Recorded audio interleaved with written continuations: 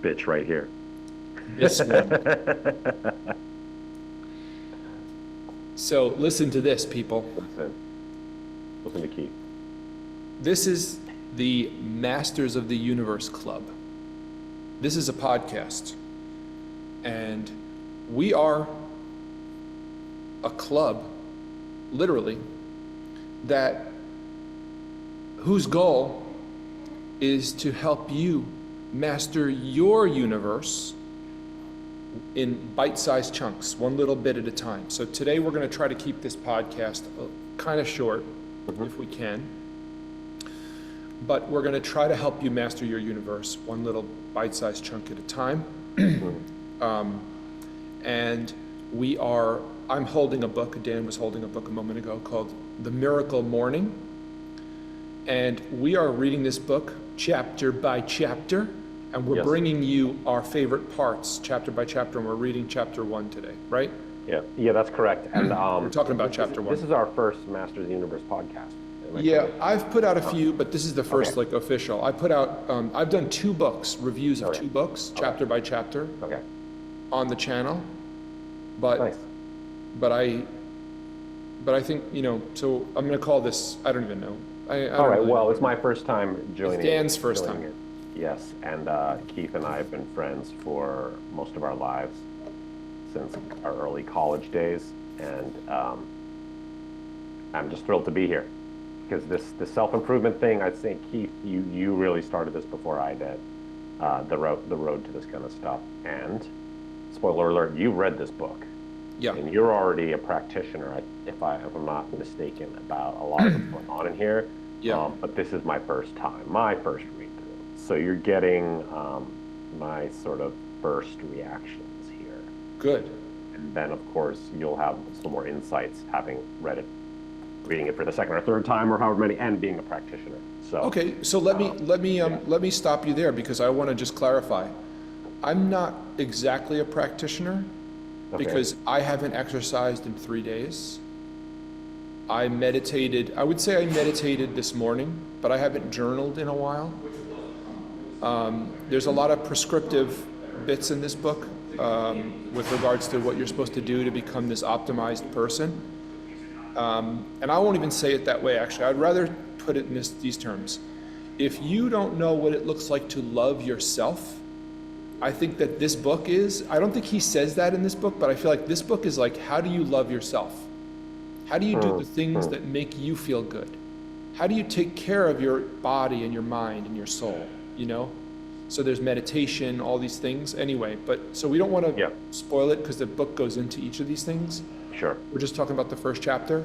The first chapter. You call me a practitioner. I have reminders to do all these things on my phone, but I don't do them all every day. And maybe that's okay.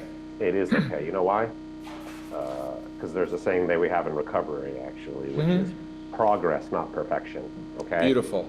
So, and I know that's a big part of our philosophy as Masters of the Universe, is just making progress every day. You don't have to rack up, you don't have to tally all the points, like negative points that you didn't do. You know what I mean? Like, anyway, sins of omission, if you will. So, full disclosure, I read the first chapter, but I also read the introduction. And I'm going to be honest with you, I found the introduction to be very impactful. Beautiful. And I suppose that was by design, because he's like, why are you going to read my book? Well, here's why. Here's a little story. About he was our age when he was in this car accident. Our age when we met in college. Right. Oh, that's what I meant. I'm sorry. I was imagining going through that when I was. Do you want to describe like Herman Barker? We were doing that. You know what I mean? That's where we were in our lives. So this author sets up the introduction, talking about he was super successful. He was having a great career early in life. In his 20s, he was just working for some company, just And he was Cutco knives, Cutco knives, but whatever, if I'm not mistaken. Yeah, he was 20. It was 1999. He just actually got an award company at an award dinner.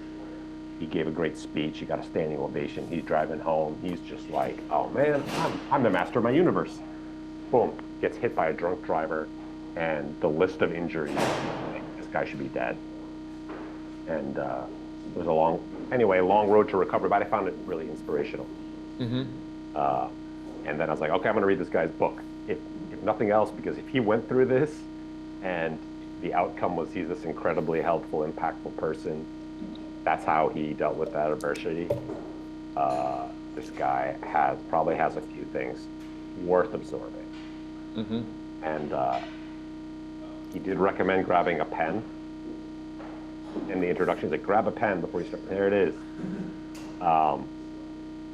So grab a pen, and then it says, grab a pen, and I went and I grabbed one, and I did a little check mark there to make sure it was working.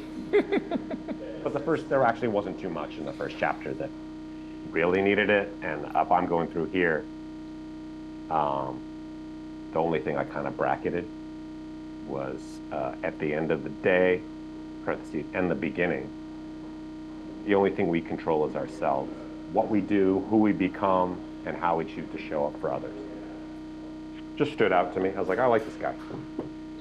So, and then I have the first chapter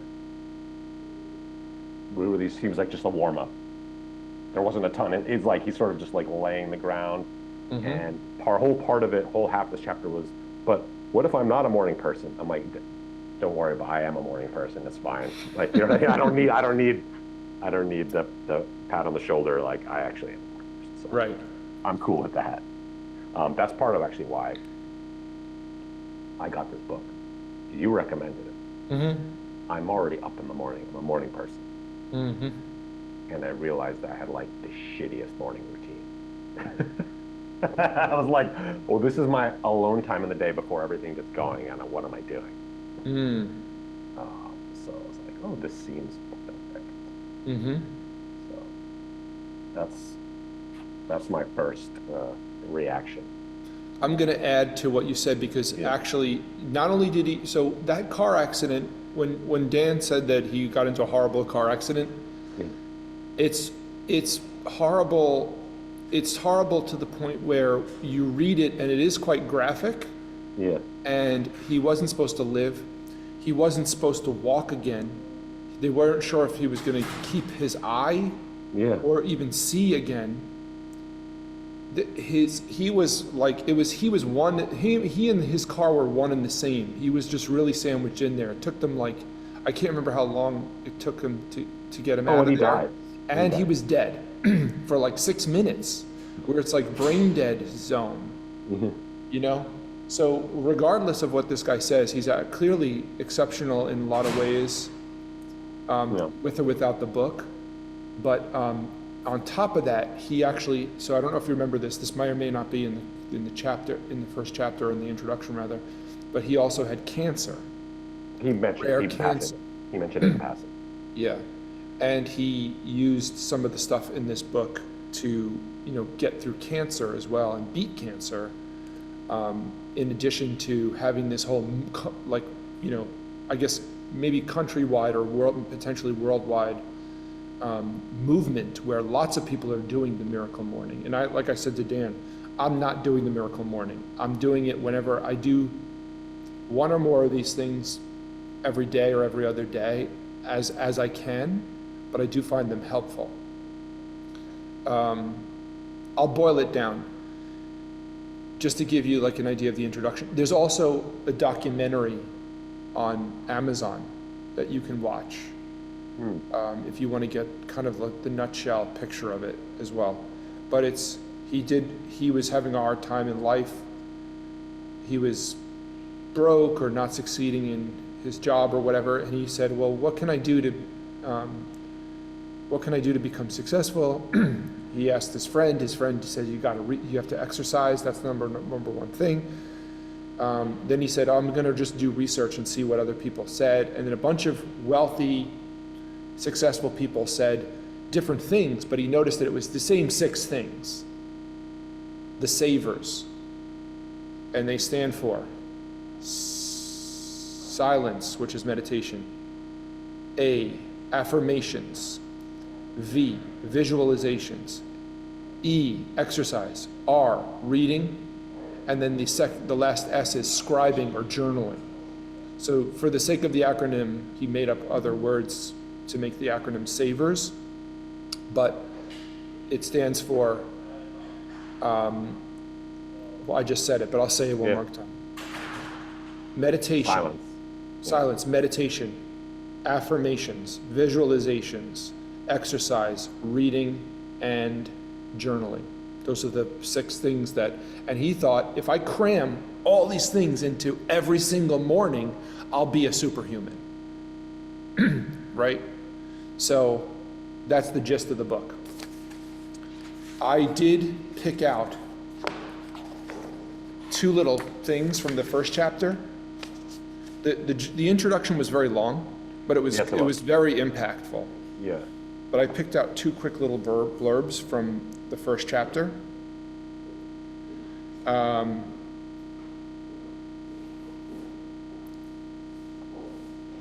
But I'm not going to read the first one. I'm actually going to read the second one because it actually has a lot to do with what we do on what we're planning to do on this podcast. This is page 3, creating your level 10 life. And he basically just says,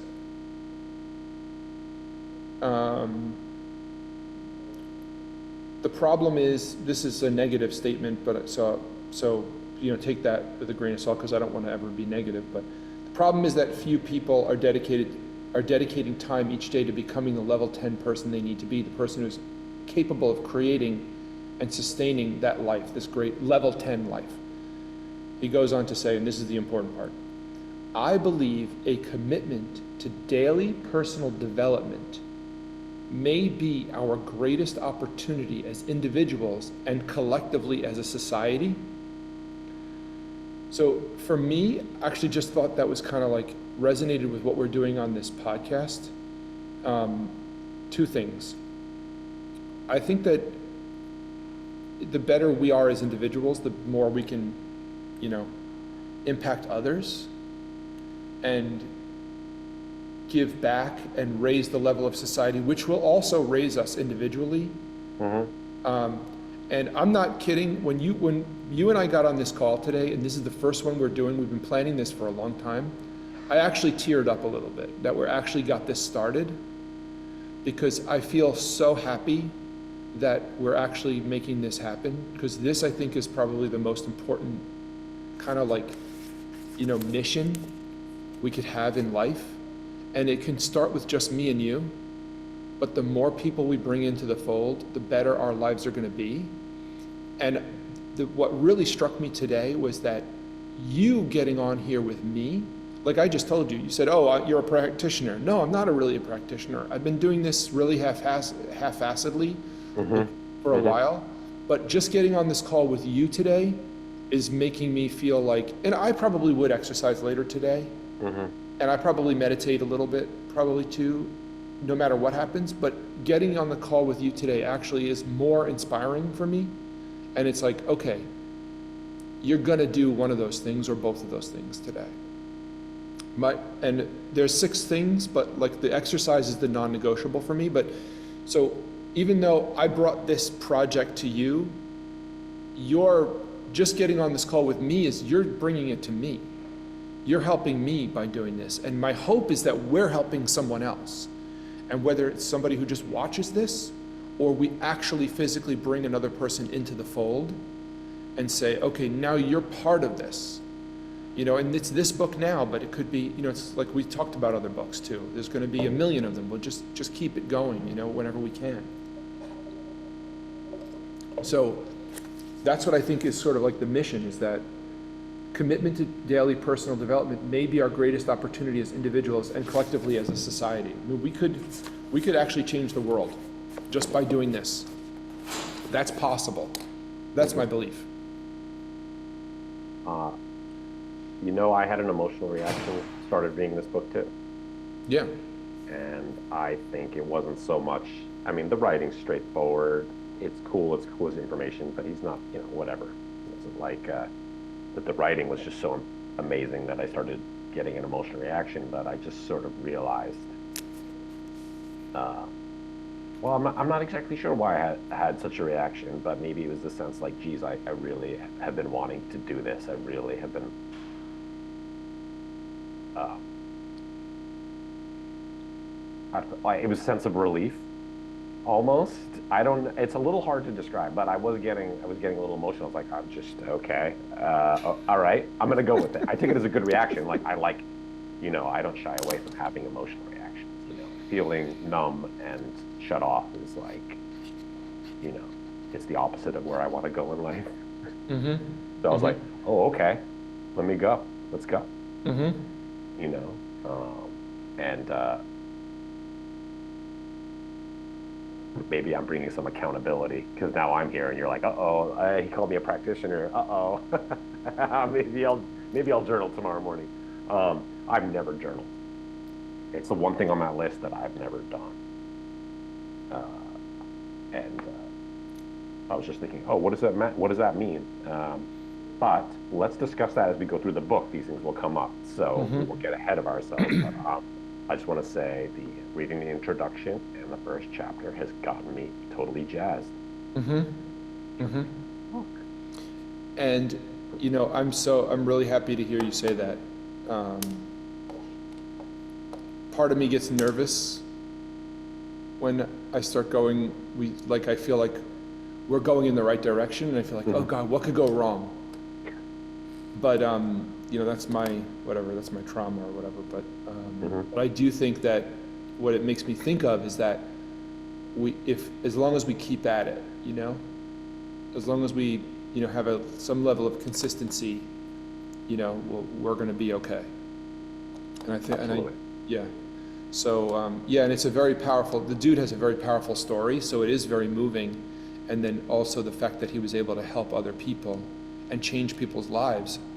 Like I don't don't get sad if I hear about somebody. I don't want everybody to think I'm an asshole, but I don't get sad when I hear of somebody like dying or sometimes I get sad if there's a horrible tragedy. Certainly I do get sad about things like that. But what really gets me emotionally is when someone does something good for other people. That is so moving for me, triumph. People who, rise above and help other people. And, so like that's the type of stuff that I get really emotional about. So I get emotional when I have been emotional when I read this book because it's like this dude has been through all this stuff and he decided to put that energy into something positive, and that's like, like where humans are so lucky because we're so different from, I presume this, but I'm pretty sure we are different from other organisms. We are the universe. We're like the self-aware universe, and it puts us in a powerful position, and we could use this power for good or bad, or we could just be neutral. We could just be organisms. But I feel like there's an opportunity here, So, anyway. You froze up. You froze up there. Okay. It was the Matrix. As soon as you said self-aware universe, it froze because typical. The higher powers were like, hold on now, too much. And Daniel's not ready for that information. He just blanked out after that. This one is. We have somebody. He's trying to leave the Matrix. Exactly. So good. Cool. So let's keep it short. Yes. I am totally jazzed. I think it's a great recommendation, Keith. And, thank you. Not only is it going to be great for us and our project, but I think personally, there's going to be a lot in here for me because I am ready. Yeah. And I'm someone who needs structure. And I'm hoping there'll be some structure in here for me. I think so. Before we go, just know that you can buy the book. We do have a Patreon if people want to support the show, they can pay at the Patreon. I will leave a link. And you can buy the book through our affiliate link, which will be the top link as well. Yep. If you want to follow along with us and read along with us. Very good. Cool. All right, let's keep a good thing going, Keith. I hope you have a wonderful day. You too, man. Love you, brother. Love you, man. Bye. See ya.